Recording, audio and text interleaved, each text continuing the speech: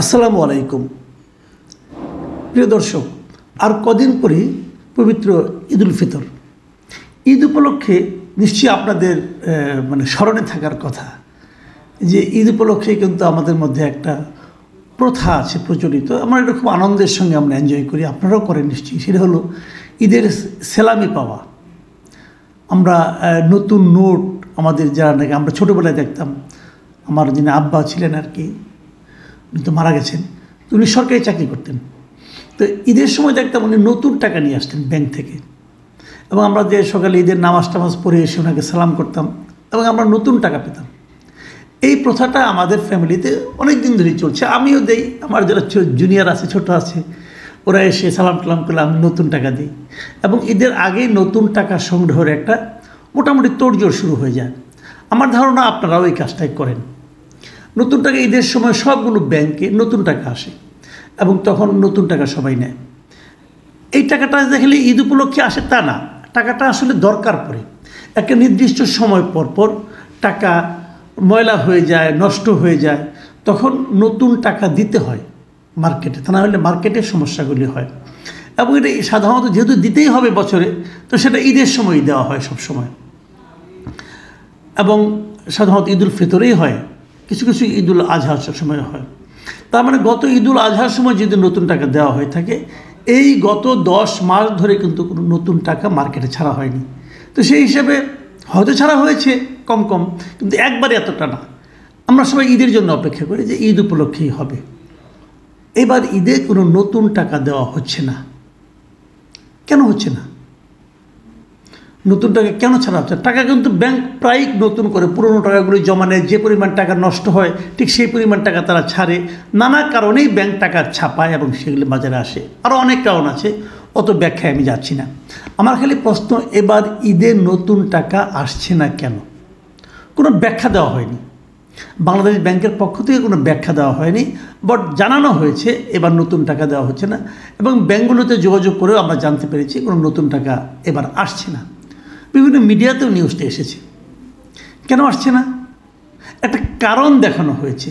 কারণ সবাই যে কারণটা জানে, এবং অনির্ভরযোগ্য সূত্র অথবা নির্ভরযোগ্য সূত্র যেভাবে বলেন, অফিসিয়ালি তারা বলেনি, বাট আনঅফিসিয়ালি জানা গেছে, যেহেতু টাকাতে বঙ্গবন্ধুর ছবি থাকে, ছবি আছে বাংলাদেশের সব টাকাতে আছে, অতএব তারা এই টাকাটা আর দিবে না। তারা বঙ্গবন্ধুর ছবি সহ টাকা আর পাবলিকলি নতুন করে ডিস্ট্রিবিউট করবে না।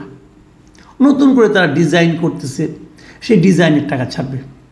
প্রশ্ন হচ্ছে, যদি ডিজাইনই করতে হয় নতুন করে করতেন, এতদিন করলেন না কেন? 7-8 মাস সময় পেয়েছেন আপনারা, করলেন না কেন? করেননি। এতে মানুষের তো ক্রাইসিসটা বাড়ছে। নতুন টাকা তো নেই, বাজারে যা দেখেন 10 টাকা 20 টাকা নোটের অবস্থা দেখেন কী অবস্থা। কিন্তু মানুষকে কষ্ট করাবে, কিন্তু নতুন টাকা দেবে না, কারণ ওর মধ্যে বঙ্গবন্ধুর ছবি আছে। ভাই, বঙ্গবন্ধুর ছবি আপনারা কী করছে? কামড় দিছে? সমস্যাটা কি আপনাদের? আপনাদের প্রবলেমটা কি? বঙ্গবন্ধু শেখ মুজিবুর রহমান কে? সে কি যেন তেন কোনো লোক? হ্যাঁ, একটা স্বৈরাচারের পতন ঘটেছে। শেখ হাসিনা তার কন্যা, শেখ হাসিনা বঙ্গবন্ধুকে জোর করে সারা দেশে বঙ্গবন্ধুময় করে তোলার চেষ্টা করেছিলেন, যেটা নাকি অনৈতিক ছিল, অন্যায় ছিল। সে অন্যায়ের আপনি প্রতিবাদ করেন, কোনো সমস্যা নাই, কিন্তু বঙ্গবন্ধুর নাম মুছে ফেলতে হবে, এটার কোন ধরনের মানসিকতা? বঙ্গবন্ধু যা করে গেছেন এই দেশের জন্য, ভাই, এই দেশটার স্বাধীনতার মহানায়ক কে বলেন? কে স্বাধীনতার মহানায়ক? আপনারা যাদেরকে পীর মানেন তারা, শুনলাম তাদের কেউ নাকি তাদেরকে জাতির পিতা ঘোষণা করতে চায়। তারা এই দেশের স্বাধীনতার মহানায়ক বঙ্গবন্ধু শেখ মুজিবুর রহমান। এটা যদি মানতে না পারেন, এটা যদি আপনাদের কোনো একজন লিডার বলেছিলেন যে বঙ্গবন্ধুকে বিচার করতে হলে ওনাকে বিচার করতে হবে স্বাধীনতার পর উনি কীভাবে দেশ চালিয়েছেন তার উপর ভিত্তি করে। কেন তা করতে হবে? কেন? স্বাধীনতা যুদ্ধের সঙ্গে বঙ্গবন্ধুর যে নামটা জড়িত, এটা হলো স্বাধীনতা পর্যন্ত। 71-এর যুদ্ধ পর্যন্ত ওনার কী ভূমিকা ছিল সেটাকে আপনাকে গুরুত্ব দিতে হবে। তারপরে উনি যদি দেশ চালাতে না পারে থাকেন, ভালোভাবে না চালান, তাহলে রাষ্ট্রনায়ক হিসেবে ওনার ব্যর্থতা নিয়ে আপনি আলোচনা করবেন, কিন্তু তাকে আপনি বুঝে ফেলবেন টাকার মধ্যে তার নোট আছে, অতএব টাকা আপনি ওটা ছাপাবেন না। এখন যে তার টাকা ডেলি ইউজ করেন তখন সমস্যা হয় না? তার টাকা নিজে পকেটে নিয়ে ঘুরেন তখন সমস্যা হয় না? এটা কী ধরনের প্রতিহিংসার মধ্যে পড়লাম আমরা? ভাবুন একটা জিনিস, একটা এক্সাম্পল দিয়ে বলি। আমাদের পার্শ্ববর্তী দেশ ভারত, ভারতের ব্যাংক নোটের মধ্যে মহাত্মা গান্ধীর ছবি আছে। এখন যারা ক্ষমতায় আছে, এখন না, গত 10 বছর ধরে যারা ক্ষমতায় আছে, যে বিজেপি কি গান্ধীর পলিটিক্সকে অনুসরণ করে না? বরঞ্চ গান্ধীকে যিনি হত্যা করেছেন নথুরাম গডসে, সেই বরং বিজেপির নায়ক, তাকেই বিজেপি হিরো মনে করে। তাহলে গান্ধীর রাজনীতিকে ফলো করে না যারা, বরঞ্চ গান্ধীর রাজনীতির সমালোচনা করে যারা, তারাও কিন্তু গত 10 বছরে তাদের কোনো ব্যাংক নোট থেকে গান্ধীর ছবিকে সরায়নি। এটা হলো ভদ্রতা। এই ব্যাংক নোটের মধ্যে একজনের ছবি থাকে কেন? সবাই ছবি রাখে আমি তা বলছি না, বাট বিশ্বের 80% দেশেই ব্যাংক নোটের মধ্যে কারো একজনের ছবি থাকে। তাদের কোনো একজন প্রেসিডেন্টের ছবি থাকে, তাদের কোনো একজন পূর্ববর্তী কোনো একজন তাদের রাজনৈতিক নেতৃত্বের ছবি থাকে। কোনো দেশে এক নোটে এক একজন, যেমন আমেরিকার নোটগুলিতে একজনের ছবি নেই, এক একজনের ছবি আছে। বিভিন্ন রাষ্ট্রনায়কদের ছবি আছে ওখানে।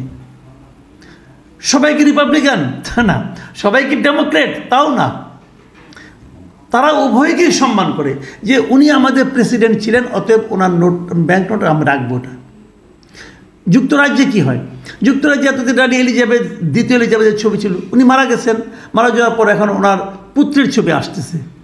আপনি সিঙ্গাপুরের ব্যাংক নোট দেখেন, সিঙ্গাপুরের যে ডলার, সেখানে যে ভদ্রলোকের ছবি আছে, ওই ভদ্রলোক তো মুসলমান, একসময় সাংবাদিক ছিল, তারপরে সিঙ্গাপুরে একসময় প্রেসিডেন্ট ছিল অনেক আগে, এবং উনি যে দলের প্রেসিডেন্ট ছিলেন সেই দল তো এখন ক্ষমতাও নাই, অন্য দল ক্ষমতা আছে। তো ওনার নোট তো আছে, ওনার ছবি তো আছে ব্যাংক নোটে। নতুন দল আসে তো বলে নাই তার নোট, তার আমরা সরাই ফেলাবো। থাইল্যান্ড ধরেন, থাইল্যান্ডে ওদের রাজার ছবি আছে। থাইল্যান্ড তো রাজতন্ত্রও না, নিয়মতান্ত্রিক রাজতন্ত্র, ওই রাজারে কেউ অনেকে চেনেও না, তার ছবিটা আছে। অসুবিধাটা কী হয়েছে? নোটের মধ্যে ছবি থাকে এই কারণে যে নোটের মধ্যে ছবি থাকে, অনেক কিছু থাকে, বিভিন্ন এলাকার দৃশ্যাবলী থাকে। কারণ তারা বলতে চায় যে এই নোটটার মাধ্যমে এই দেশটার ঐতিহ্য, ইতিহাস সবগুলোকে চেনা যাচ্ছে, কালচার সেই নোটের মাধ্যমে ফুটিয়ে তোলা হয়। ওটা দেখে বোঝা যায় এই দেশটা কীভাবে আসছে আর কীভাবে এলো। আপনি বলেন তো ভাই, আপনি যদি বঙ্গবন্ধু শেখ মুজিবুর রহমানকে একদম ইরেজ করে দেন, একদম মুছে ফেলেন, তাহলে বাংলাদেশের ইতিহাস কেউ বুঝতে পারবে? তাহলে কার ছবি রাখবেন? ইউনূস সাহেবের ছবি রাখলে বাংলাদেশের ইমেজ বুঝতে পারবে কেউ? নাকি ওনার সঙ্গে যারা সিপাহসালার আছেন তাদের ছবি রাখলে বুঝতে পারবে? এটা কি হয়? 5 বছর পর পর ক্ষমতা পরিবর্তন আসবে, নতুন লোক আসবে, সেখানে কি প্রতি 5 বছর পর পর আপনি ছবি চেঞ্জ করবেন? এবং বঙ্গবন্ধুর ছবি আছে, অতএব নোটই ছাপবো না।